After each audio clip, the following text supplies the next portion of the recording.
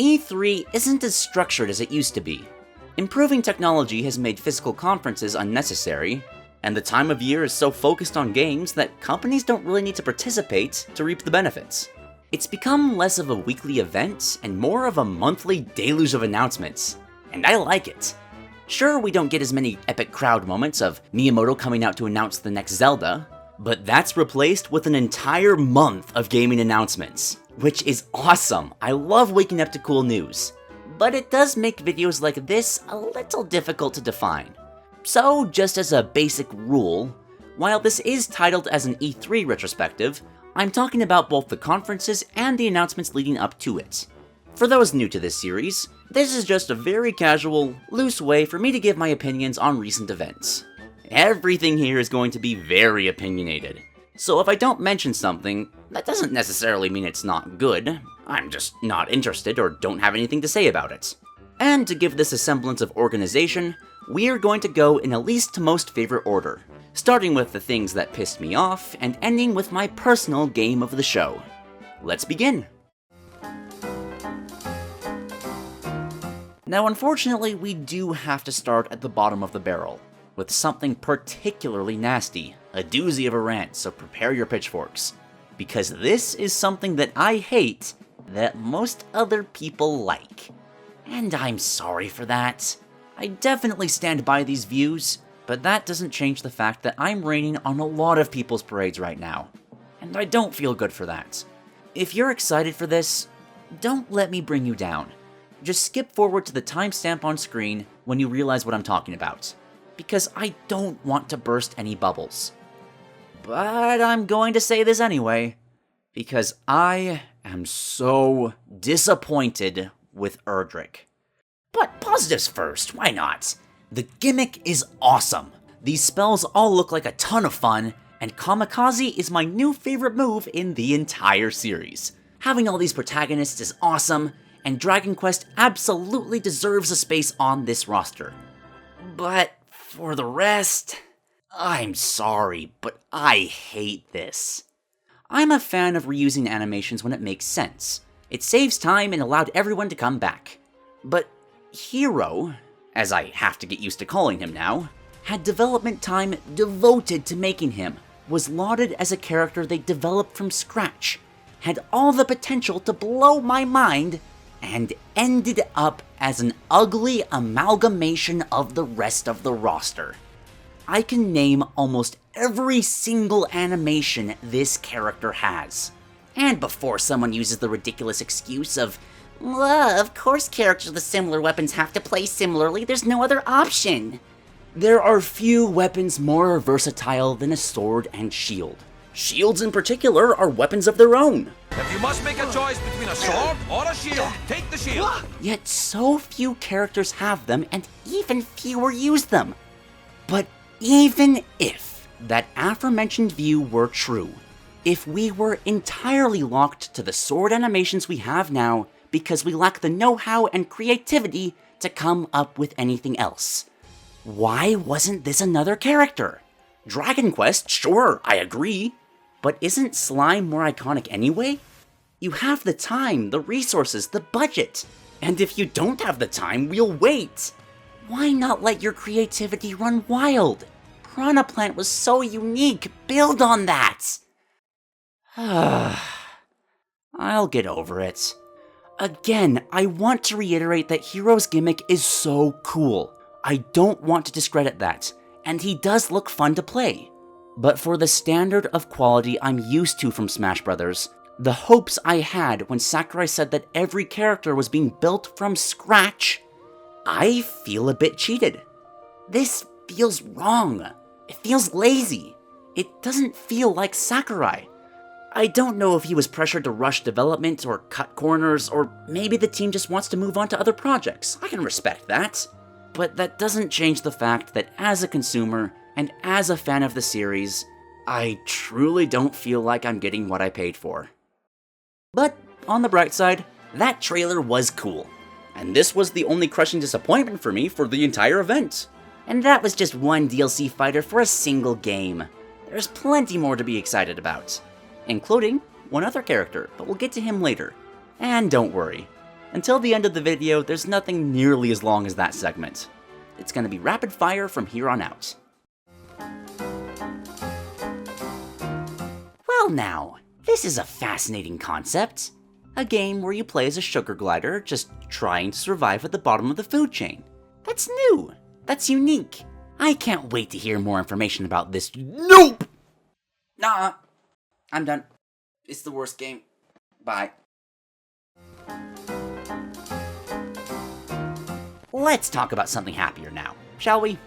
Pokemon Sword and Shield actually have me pretty hyped. I admittedly got bored of the core gameplay experience of Pokemon a couple of years ago, and that does still stand today, I will admit. But I absolutely love to hunt for shinies, and combining the open environment with being able to have giant shiny Pokemon has me all sorts of excited. But there's something off. Something that's putting Pokemon in this transitionary place between the good and the bad stories. Something that shouldn't matter, but drives me insane. This box art is so bad. Which is nothing new for Pokemon, I know. These games sell off of brand recognition alone, and that's fine, I get it. But this is a new low. This took a graphic designer 10 minutes to make. Just grab some transparent images from the artist, slap them together on top of a default desktop background, do it on your lunch break, there's the box art. And I know this for a fact because this isn't even the official box art. This one is. I made this, and I'd be willing to bet a good chunk of you didn't even notice. Eat your heart out, Paper Mario. I am impressed. RPG Time: The Legend of Wright is a game I know nothing about, but it ended up as a highlight of the entire show. The sheer amount of creativity that's going into this one screen here blows my mind. Look at the health bar. It's a measuring tape that's so adorable. I'm blown away. I can't think of any other way to say it. I want to go frame by frame through this game and just absorb everything on the screen. Will it be fun to play? I don't know. But with a style like this, I don't think it needs to be. It's an odd thing to say, but I think this is a game that I could spend money on, never play, and still feel satisfied with my purchase. Death Stranding has become a religious experience for me. While watching, I get the sense that there is some great unknown out there, an entity or force that is bigger than all of us, something that I want to learn more about. But any answers just lead to more questions. What does this mean? How does this affect gameplay? I don't know, but I feel enlightened regardless. I've watched, I don't know, 6 trailers for this game? They've been very long trailers, and I still have absolutely no idea if I'm going to even enjoy playing this game. But there is no way I'm not experiencing this game day one. I'm almost disappointed it's coming out soon. It's been a fun ride. It's not my absolute favorite thing about E3, but one of the things I look forward to is a presentation that is so good, it sways me to try a game or franchise that I've written off in the past. This year, I got to experience that again with Watch Dogs Legion. I was already pretty interested by the stats and descriptions of every NPC you meet. The permadeath aspects immediately convinced me that this is a game that I wanted to play, but then it became one of the best games of E3. And allow me to introduce you to the deadliest of the lot. She's not old, she's experienced. Listen, there's excitement, then there's, I'm going to lead an elite task force of grandmother assassins. I like that latter one a lot more. Thankfully, Hero wasn't the only Smash character shown. Ah, that's better. Is it the music? I think it's the music. Grant Kirkhope makes me happy. Whoa. Instead of stingy soundtracks, we get sweeping remixes. We get visual distinction. We get a stage that rotates into the background. Watching impossible dreams come true is why I love Smash Brothers. And Banjo and Kazooie have been a poster child for years of a character that's absolutely never going to happen. They're owned by Microsoft after all, that's not possible. Nintendo and Microsoft would have to, like, talk and stuff. People don't do that. That's ridiculous. I don't have any personal attachment to this character. I've never ever played a Banjo game. But I'd have to be blind to not see how big of a deal this is. And from what I know of the series, these guys look perfect. So, I don't want to make any assumptions or anything, but a trailer for Breath of the Wild 2 happened and my Zelda concept is still alive. What could this possibly mean? There's definite necromancy. These two are going on a journey. Is this perhaps the start of a Darkling transformation? No, definitely not, no. But I will say that I have never been more hopeful for a playable Zelda. She looks like a playable character here. You want to promote an NPC? Just cut their hair. It's much easier to animate and doesn't clip as much. Is that straw grasping? Absolutely. But I will firmly grasp this straw until I am either vindicated or proven wrong. Oh my Planet Zoo. Where do I start? The Sunday afternoons of my entire family playing Zoo Tycoon? Taking turns to make their own exhibits? The constant birthday gifts of the new expansions that I would always look forward to? Or the slow, crushing realization that Zoo Tycoon is dead forever?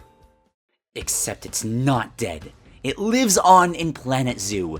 It's gorgeous, it's perfect, it looks ridiculously customizable, and I have never been so happy to see a hippo pooping. Not much more to say about the game than this. I'm just letting you all know that we're hitting the point of the video where my childhood nostalgia is starting to overwhelm me. So brace yourselves, I might get a little emotional.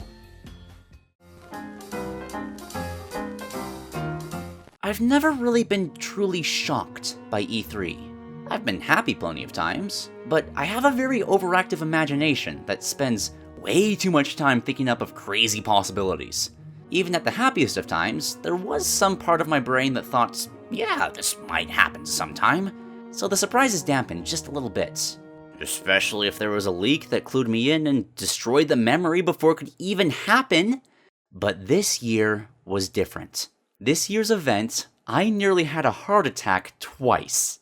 And I did manage to catch one of them on stream, so if you'll just humor me for 7 seconds. Now our next title is near and dear to my childhood heart. It's based upon a game I grew up playing called Heroes of Might and Magic 2. That right there was the sound of my heart stopping. Oh my god, this looks... That is the sound of a man turning into a 5-year-old boy and watching his entire life flash before his eyes, growing up with Heroes of Might and Magic. This looks exactly like Heroes of Might and Magic. That is the sound of a very, very dead franchise.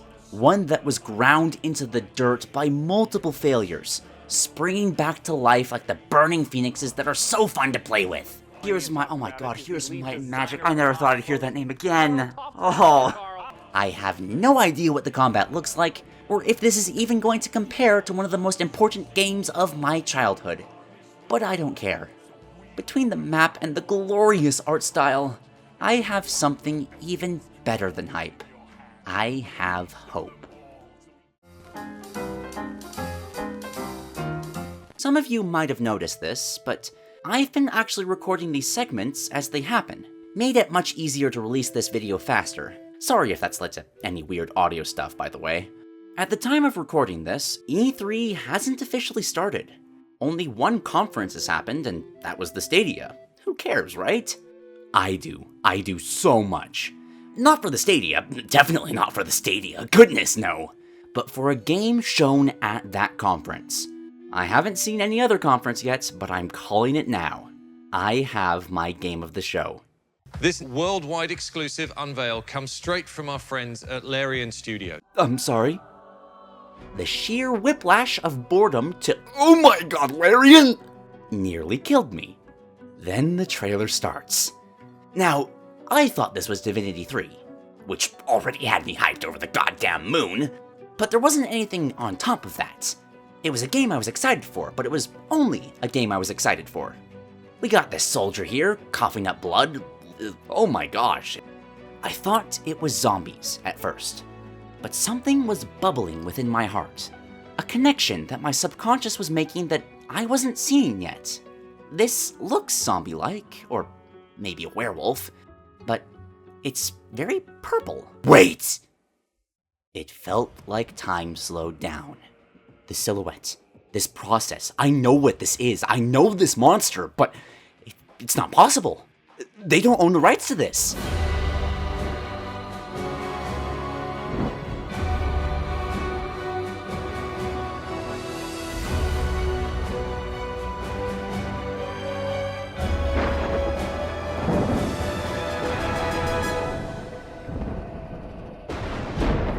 I'm not even going to try and replicate the sound I made when I saw this, the Illithid, the Mind Flayer.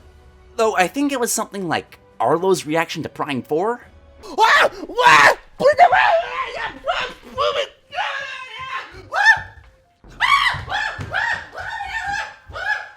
Yeah, kinda like that. Just 1 or 2 octaves higher with significantly more swearing. But even then, I just thought that maybe Larian got a license or something. There's no way it could be any more than that. Oh my god! I hadn't played Baldur's Gate before. Obviously, I am now. It's just that those old D&D rules were different, intimidating. I needed the push to start. But I knew the reputation. Baldur's Gate is Dungeons & Dragons. It's a game that takes the tabletop mechanics and translates them almost flawlessly into video game form. And now we're getting a modern one. And the people that make Divinity are making it! Yes! It doesn't matter what else gets shown from this point forward. Portal 3, Rayman 4, Warcraft 4, Rayman in Smash Brothers wouldn't even compare to this. This was an impossible dream. A dream I'd never dared to dream. And I just watched it happen. I don't think I could be happier. So obviously, I am very happy with this year's E3. The conferences themselves were a bit messy, but Microsoft and Nintendo absolutely killed it this year. And everyone had at least one game that I'm dying to play. But what about you? What were your favorite announcements of the show? Let me know in the comments below. I'm curious. As always, a very special shout out to my wonderful patrons. You guys are the most delightful people on this planet. Everyone else should aspire to be like you. Definitely not a subliminal message to give me money. Why would you think that? More videos are coming soon, so I hope you'll stay tuned to that. And remember guys, you're breathtaking! What did we do to deserve that, man? I'll see you guys later.